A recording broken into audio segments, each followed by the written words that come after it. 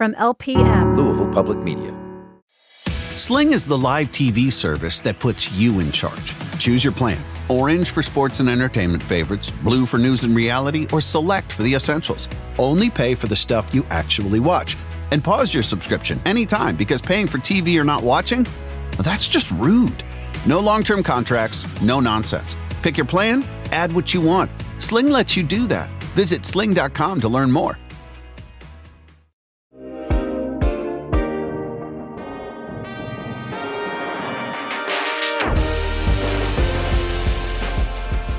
Welcome to On Track. I'm Aisha Jaffer. The annual Festival of Faiths returns to Louisville this month. It's a multi-day interfaith event that brings together spiritual leaders, scholars, thinkers, and creatives from around the world. This year's theme is Sacred Belonging, and one of the sessions exploring that theme is the beauty of radical inclusion. Joining me is one of the presenters of that conversation, Shadee Malaklou. She is the founder of the Bell Hooks Center at Berea College, where she also chairs the Department of Women's, Gender, and Sexuality Studies. Shadee also served as assistant professor and acting chair of critical identity studies at Berea College. She earned a doctorate in culture and theory from the University of California, Irvine, and a bachelor's in cultural anthropology and women's studies from Duke University. I spoke with Malaklou about what radical inclusion looks like in practice and how it might help us bridge divides in our communities and beyond. So what does radical inclusion mean, and how does it connect to this year's Festival of Faith's theme of sacred belonging?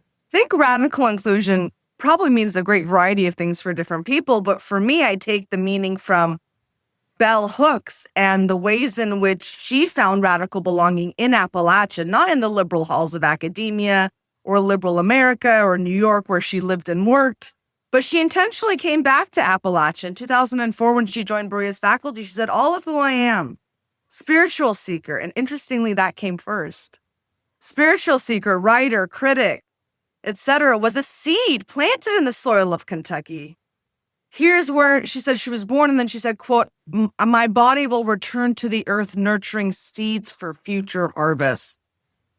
And so in her book, Belonging, she really outlines the ways in which Kentucky is her fate, that she learned her waywardness from, quote, the hillbilly country folk who were her ancestors and kin, not from progress-obsessed narratives whereby who you are rather than what you stand for is definitive of how you belong.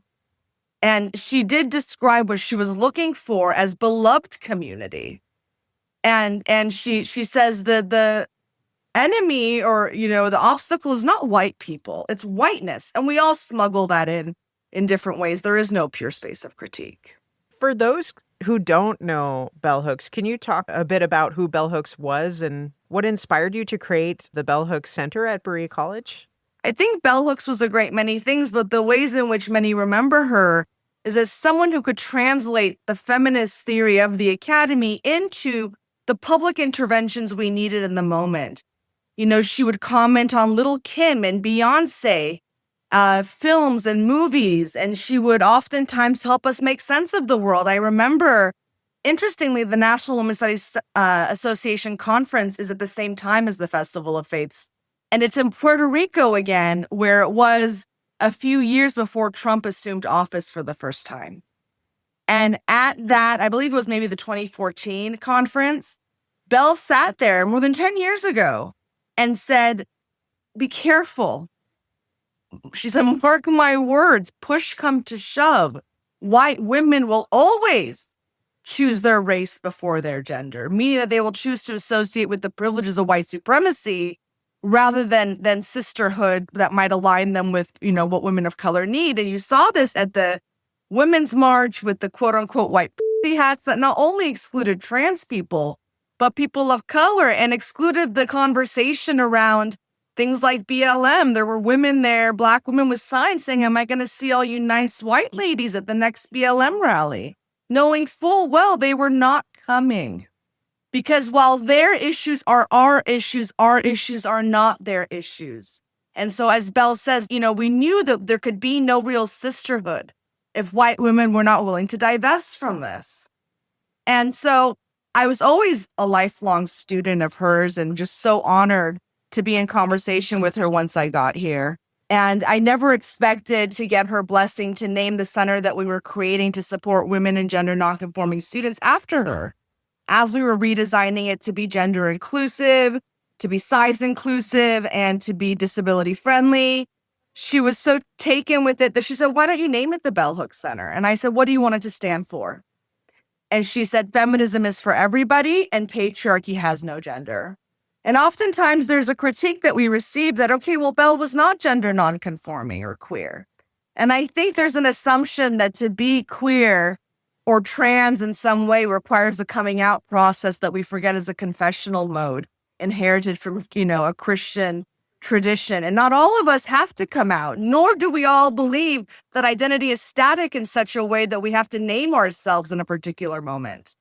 And I think Bell modeled that. Bell also brilliantly in this moment names the structures of intersectionality that people misunderstand as the coming together of different identity markers. So you have the Proud Boys, et cetera, saying, well, we're intersectional too. Me too, me too. And the point is, it's not about where identity converges at different markers. It's where structures of oppression come together to compound. And Bell names those structures: imperialists, white supremacists, capitalists, patriarchy. She makes it hard, if not difficult, to misunderstand what that critique is.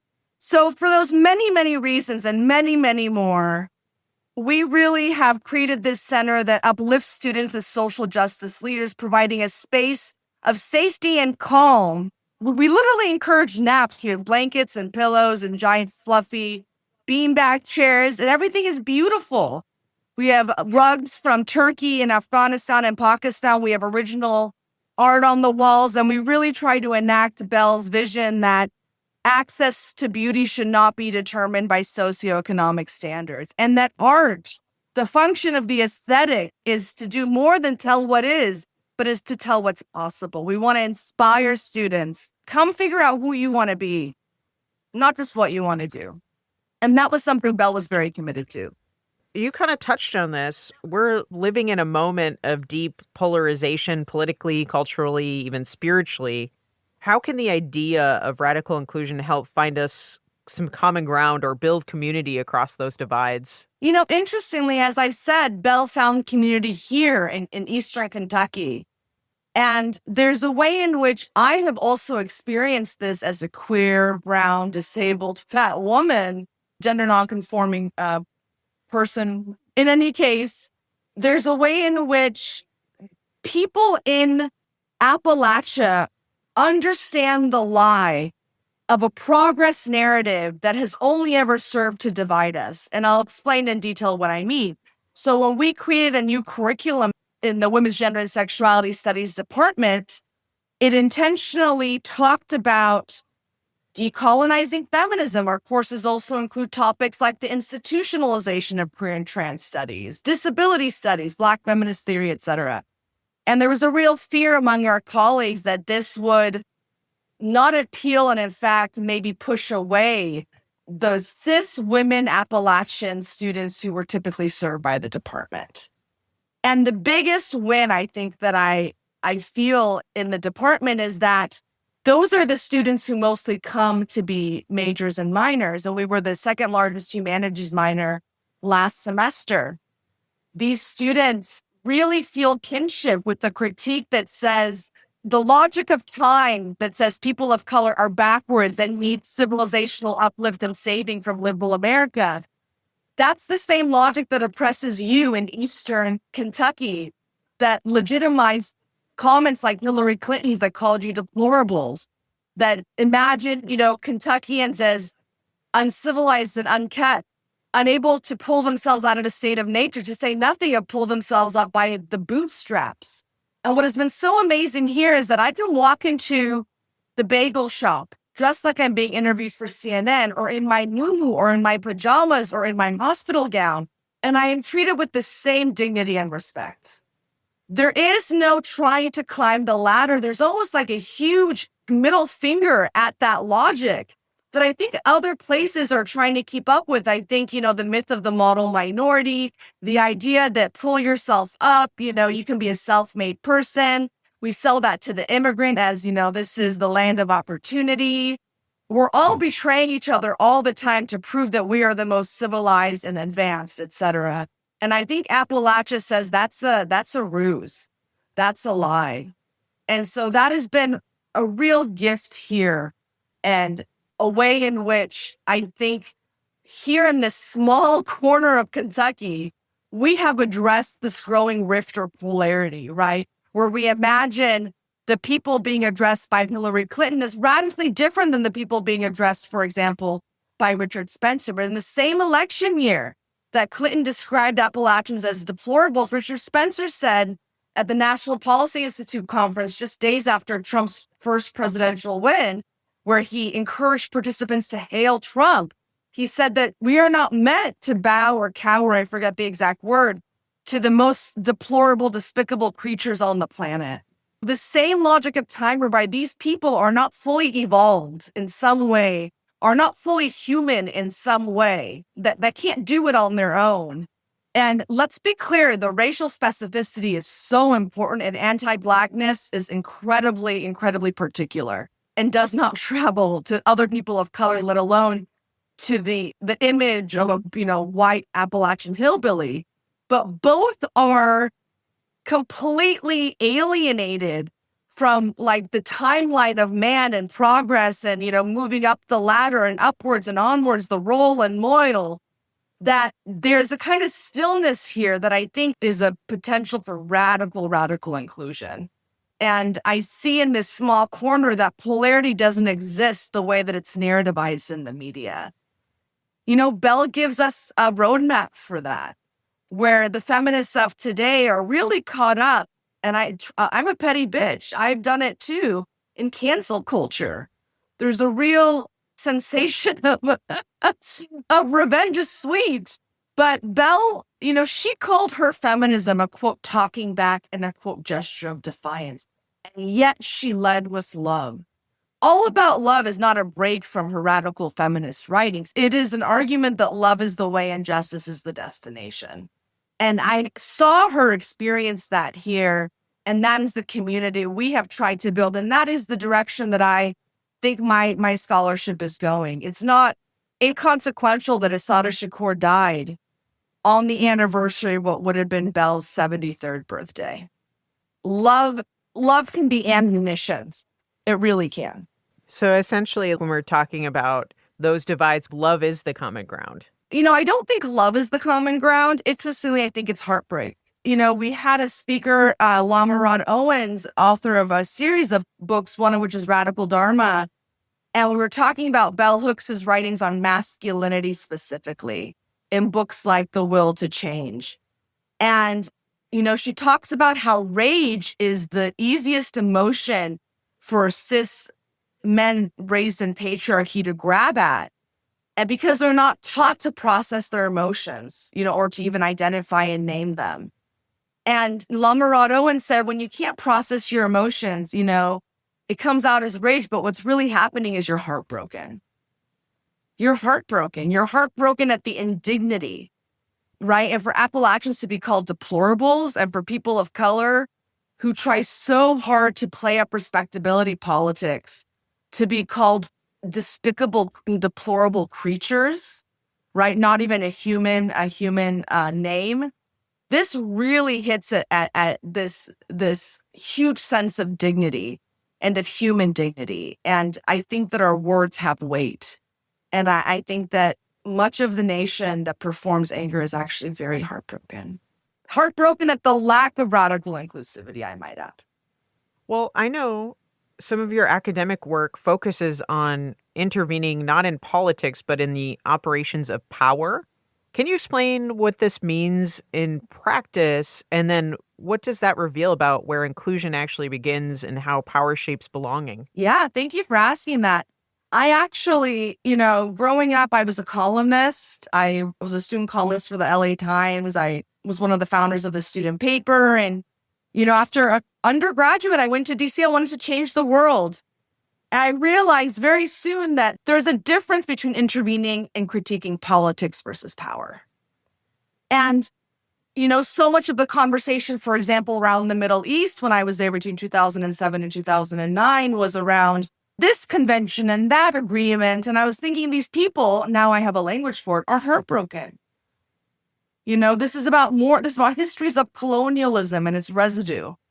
So I went back to graduate school, and very quickly I realized that the kind of bipartisanship or the politicking that I witnessed, and which we're so caught up in narrativizing in the media, is actually a product of Enlightenment modernity's binaries, right?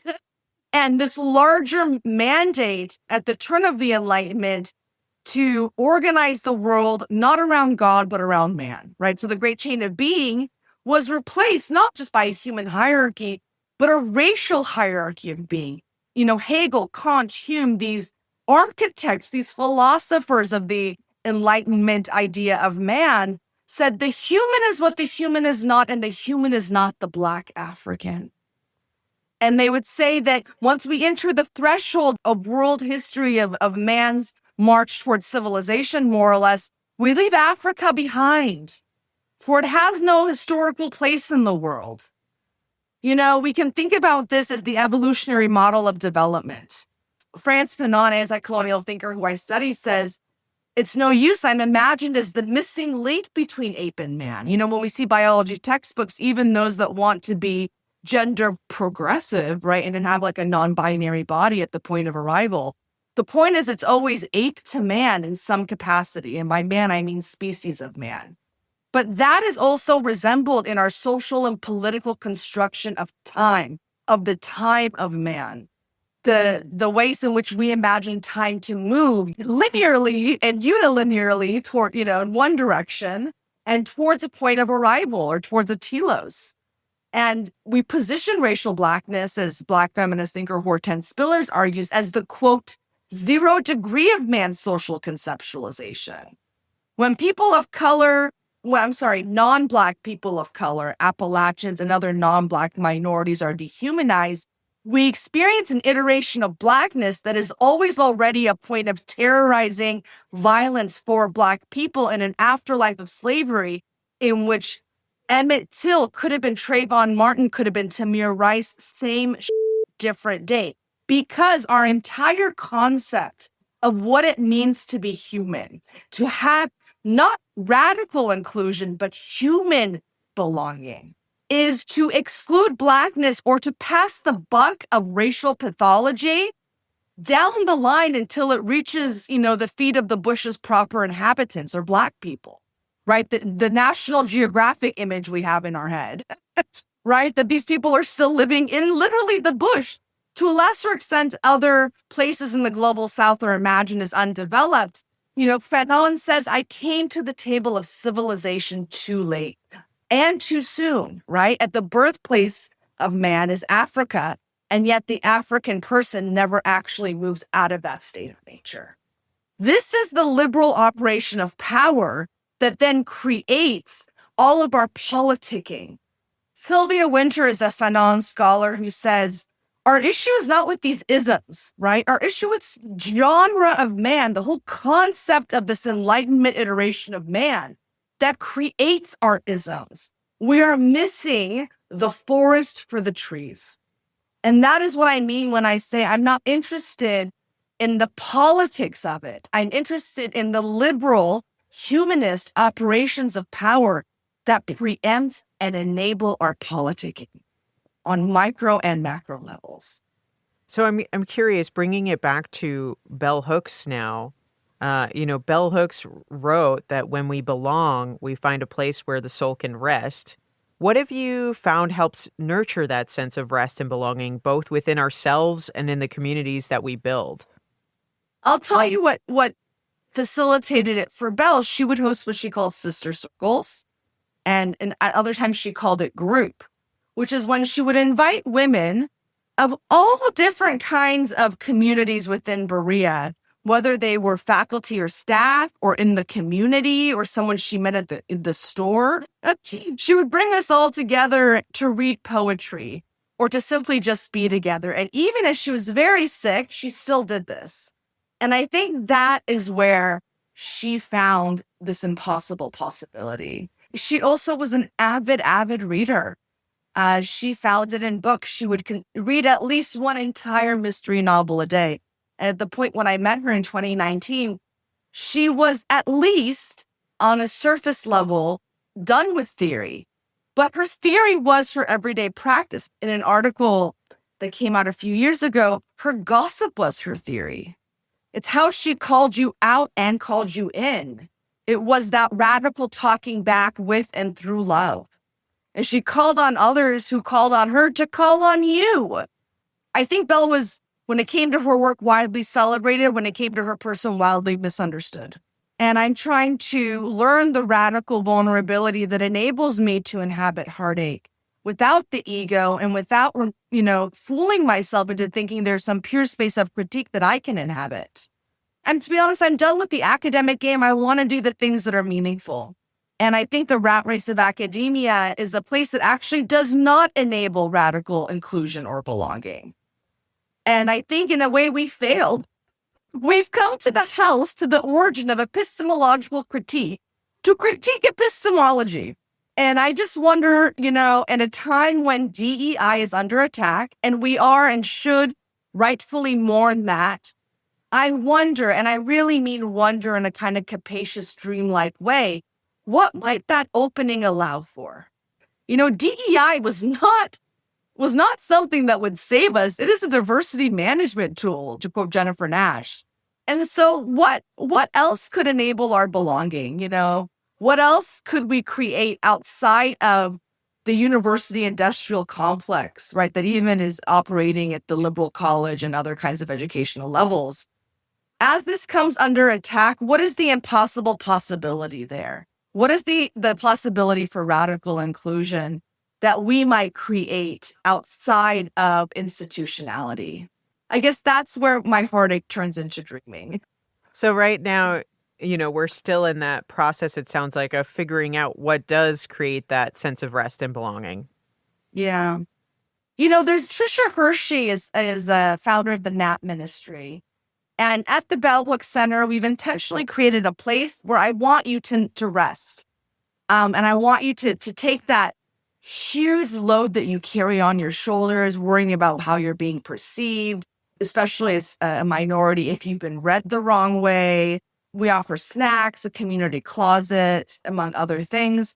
And I just think there needs to be a place of stillness, as you said and as Belle said. In fact, Willie Carver is a new book, All Torn to Pieces, is coming out soon. And in my review of it for the back cover, I say it is like a still bath. It invites you into calm.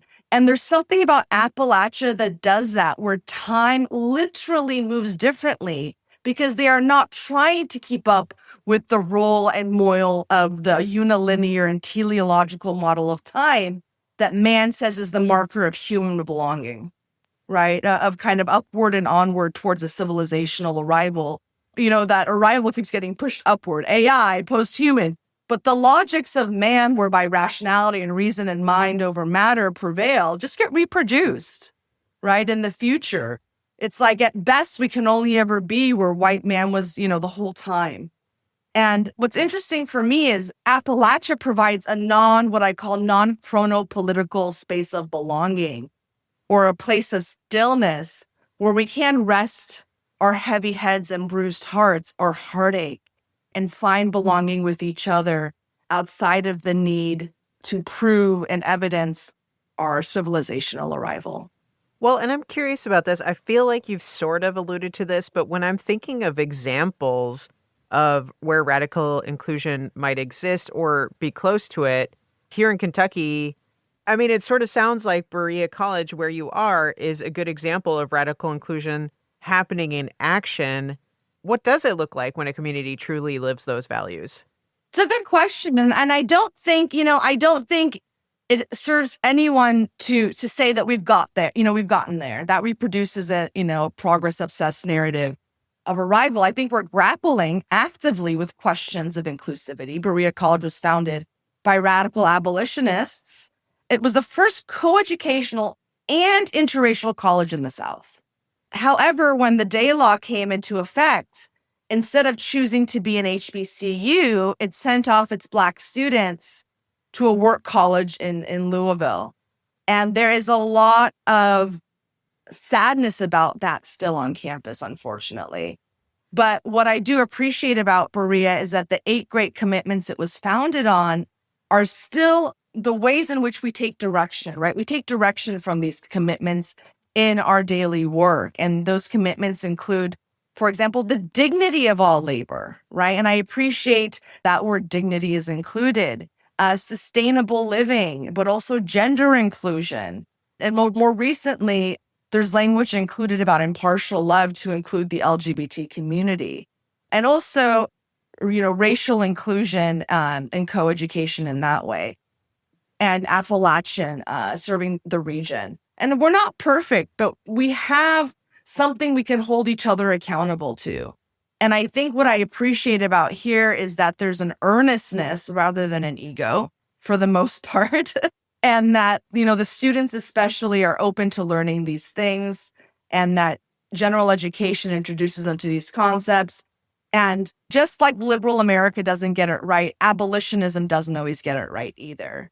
The point is that, again, there's no pure space of critique, but what we can do is approach without ego and approach with earnestness. I understand what you're asking me, but there is no institutional place of rest. You can only attempt it. You can, reach for it and want it and dream it, and understand that institutionality itself doesn't make that possible, right? It forecloses that. And so how do you do that? You quote unquote get your house in order, to quote Toni Cade Bambara. You understand that your orientation of phenomenological relationality towards objects and people and non-human sentience can reposition you in ways that enable rest. And, for example, live in that stillness. I think that it's not institutional. No one's achieved it. But at Berea College, we hold ourselves accountable.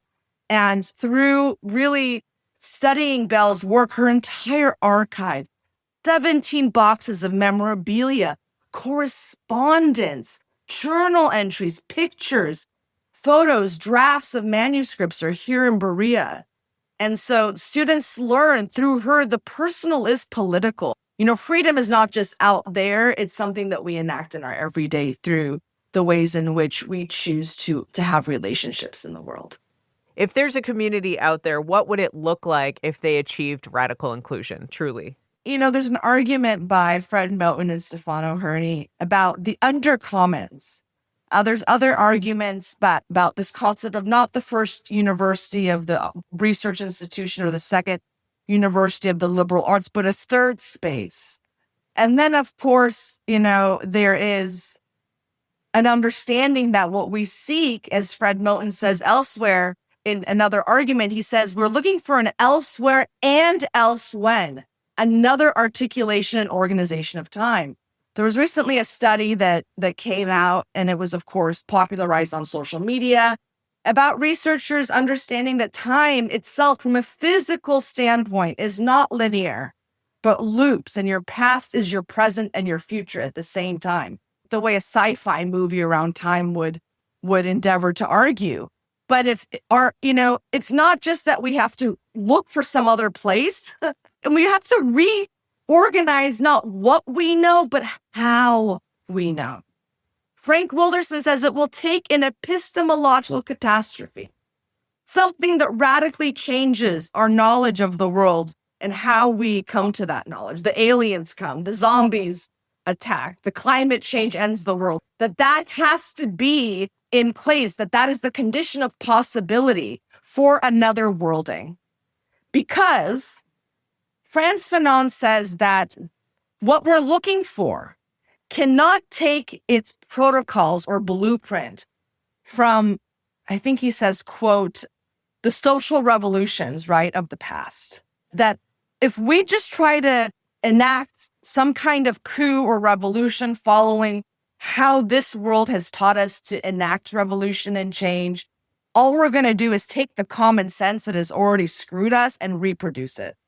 That we are, as Sylvia Wynter says, neurochemically and environmentally, sociologically induced to just reproduce this all the time as the, quote, ensemble of our individual and collective behaviors.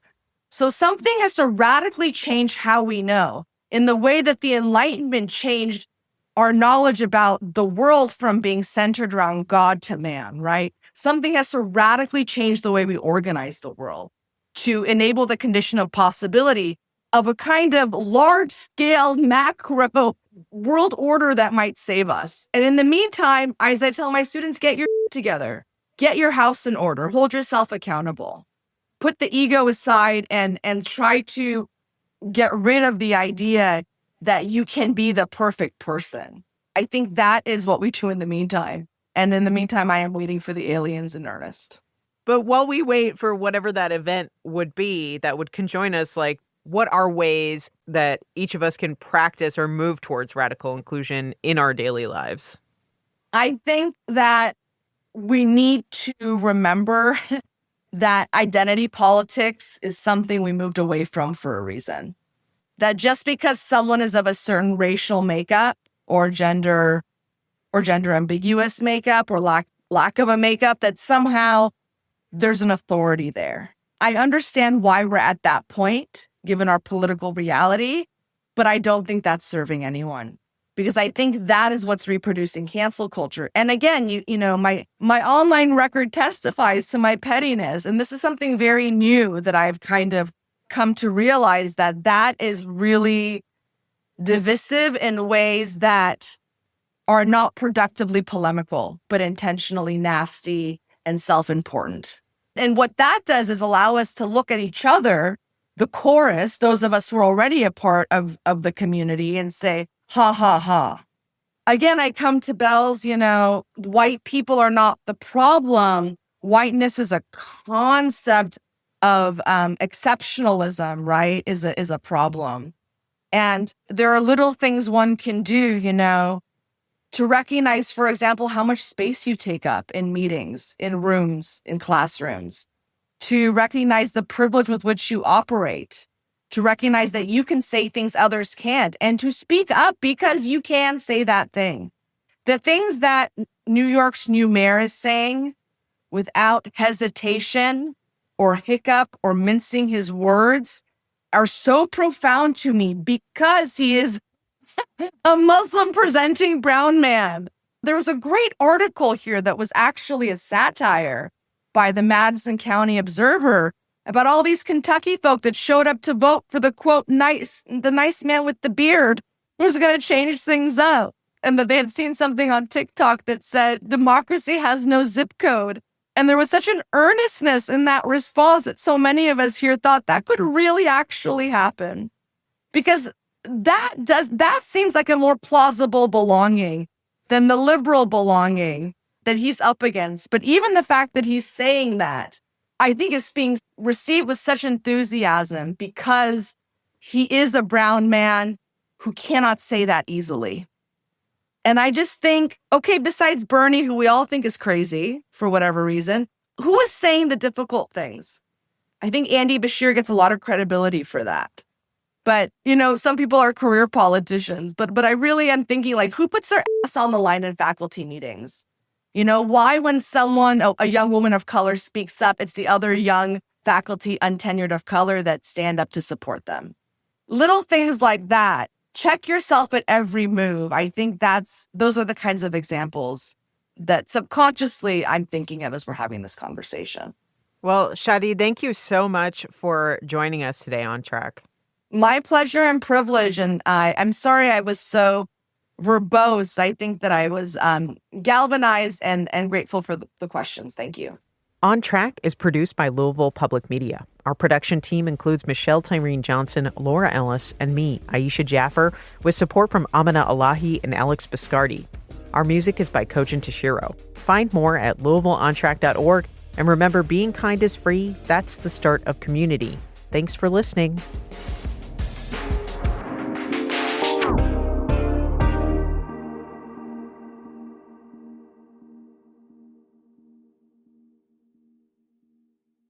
Support for this podcast comes from LG&E and KU, who know that when the lights go out, it can feel like a full court press. But staying in the know is an easy win.